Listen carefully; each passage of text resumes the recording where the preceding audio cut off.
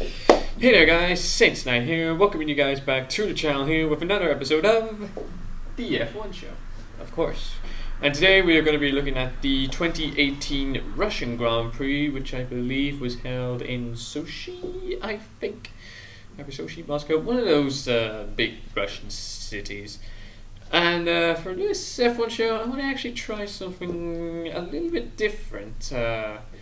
We'll usually have, actually, as usual, we'll have the qualifying, the race, and the driver standings. But I want to add like a wee mini segment, like driver of the day, where I actually take a look at each of the drivers and determine which one deserves the best driver, driver of the race, the best driver of that race.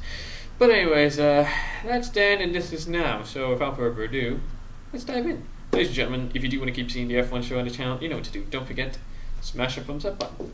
So without further ado, let's dive into qualifying. Now, qualifying was quite interesting actually, because you know what? Let's get up a chart here and we'll let the chart speak for itself.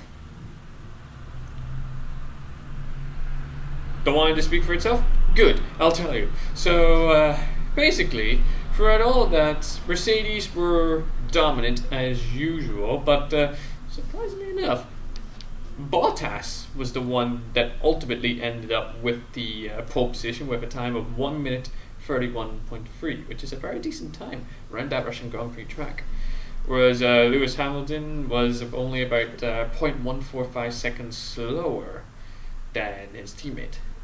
Meanwhile, the Ferraris, again, lagging a bit behind, with Vettel being in third place with a time of 1 minute 31.9.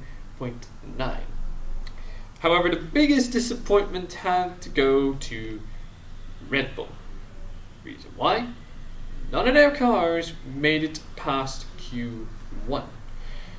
And the best one out of all of them, my boy Max Verstappen, finishing qualifying with a time, is qualifying Q1 with a time of 1:33, which is about 1.7 seconds slower than Valtteri Bottas, which not really a good start for the Red Bulls, but who knows? Maybe in the race they can actually claw their way around some points. Speaking of which, let's talk about the race. Now, these Grand Prix over the past 2018 season have been interesting. There have been a lot of outs and a lot of teammates taking each other out and all that sort of stuff. And let's bring up the chart. And this Grand Prix was actually quite interesting because the fact that only 2 drivers were out of this race, and they both happened to be on the same team. Which was unfortunately the 2 Toro Rossos driven by Brendan Hartley and Pierre Gasly. Gasly, who is actually the future Red Bull driver. Actually, both cars had to be put into the pits at about lap 6, to see if they can actually fix their car issues. Unfortunately, they couldn't, so they both DNF'd, and you could tell on the race that both of their cars were wrong, because both of them kept on spinning out, through no fault of their own. No drivers crashed into them or anything like that. Something to do with the car's issues, being a little bit off the bat. Mercedes, and as for Mercedes, you know what? Let's talk about them for a minute, because Valtteri Bottas was in a good, strong position to actually win the win the race, which would have gotten him a very good 25 points. However, Toto Wolff, the chief engineer over at Mercedes, gave out a team order for Valtteri Bottas to actually let Hamilton overtake him. because apparently Hamilton had some blistering on his tires, which I looked through the footage and I think that Toto either was lying or actually no, there's no other way to put it. He's lying. I mean, I checked the car. Hell, not even just me.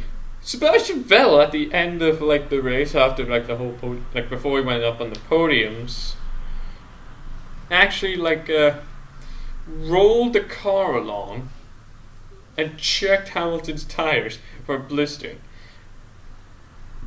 And even when you look at that, it even shows that there was absolutely nothing wrong with Hamilton's car. And because of that maneuver by Toto, it meant that Lewis Hamilton was able to secure first place and 25 points, whereas Bottas, his teammate, finished second, which an AMG 1-2, so congratulations, Mercedes. Whereas Ferrari take up a 3-4 finish with Vettel being in third and Kimi in fourth place. However, a big surprise was that Max Verstappen actually went from 5th to 11th, which was very good. Meanwhile, Charles Leclerc actually finished in 7th place, giving him some nice, decent points.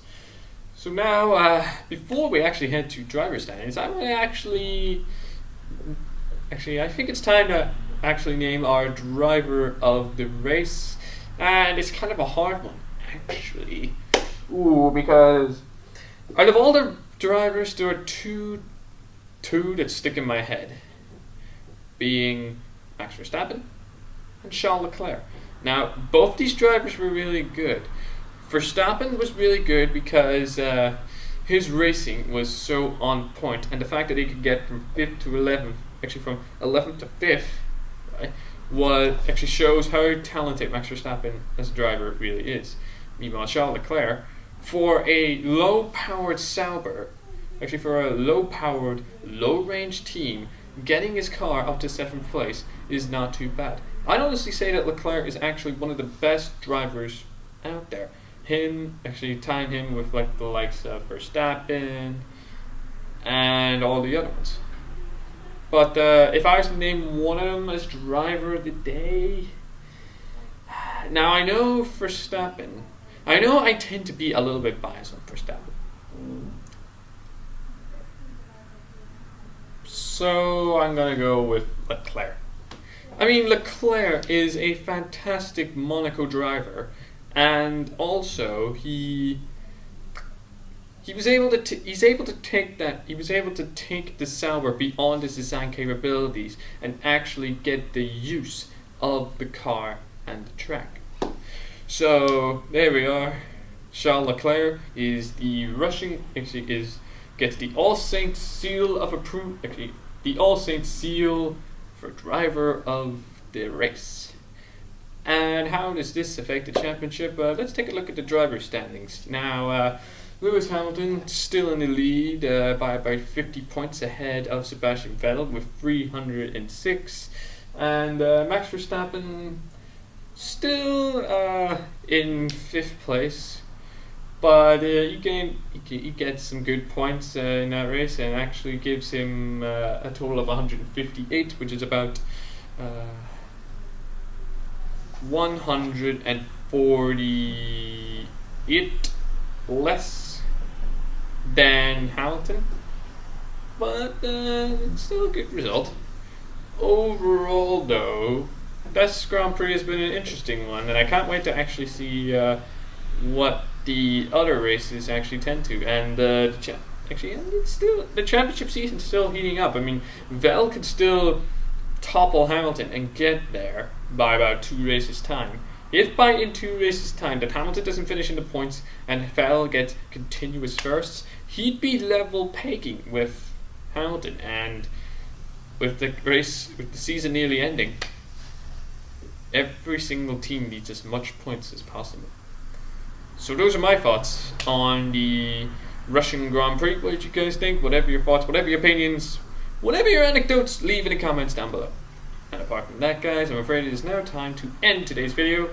Hope you guys did enjoy that. If you did, please smash the thumbs up button, subscribe if you're new to the channel, and if you're not new, then do not forget to click the bell icon next to the subscribe button to get notified on all of our upcoming videos. And apart from that, guys, we will see you in the next video. So until then, it's your boy SaintsKnight signing off. Peace.